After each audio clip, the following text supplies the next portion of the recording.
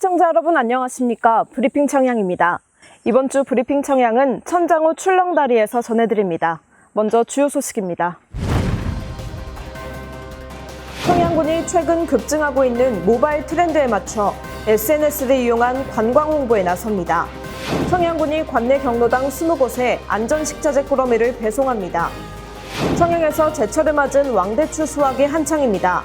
칠갑산은 온도가 크고 배수가 좋아 왕대추 재배에 최적의 조건을 갖추고 있습니다. 청양군의회 의원정책 간담회가 열렸습니다. 오는 21일부터 시작되는 임시회를 앞두고 16건의 안건에 대한 검토가 이뤄졌습니다.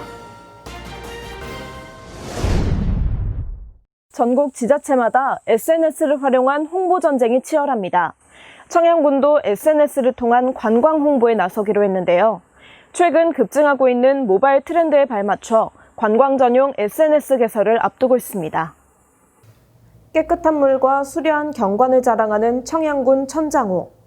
인공저수지 위로 연결된 출렁다리는 해마다 수십만 명의 관광객들이 찾을 정도로 꾸준한 사랑을 받고 있습니다.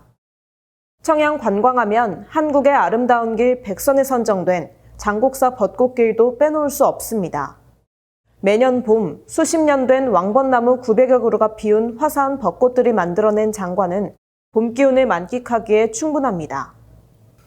이 밖에 고운식물원과 천문대, 알프스 마을 등 청양을 대표하는 관광지를 이제는 SNS를 통해 먼저 만나볼 수 있습니다.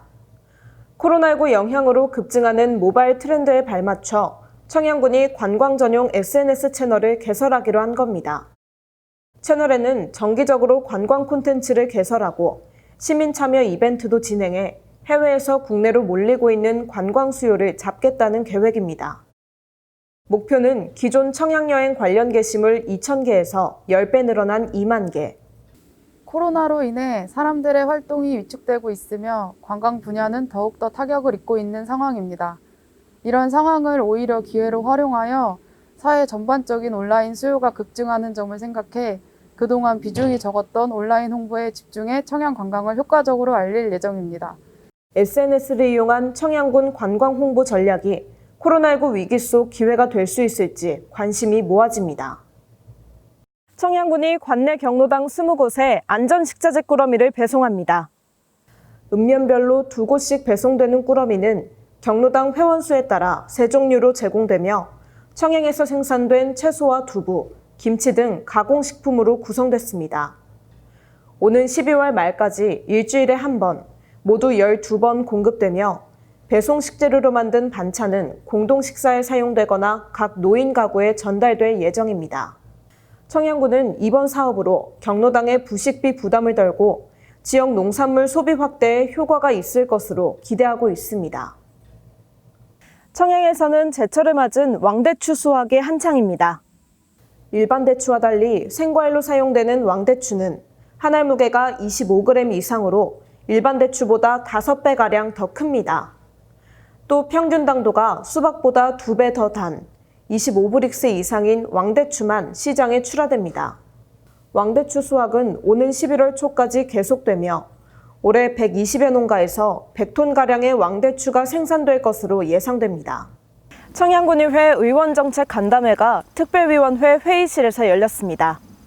제268회 임시회에 대비해 열린 간담회에서는 청양군 통합재정 안정화기금 설치 조례안과 긴급 생계지원 사업 등 모두 16건의 안건에 대한 검토와 군정에 관해 의견을 주고받는 시간이 마련됐습니다.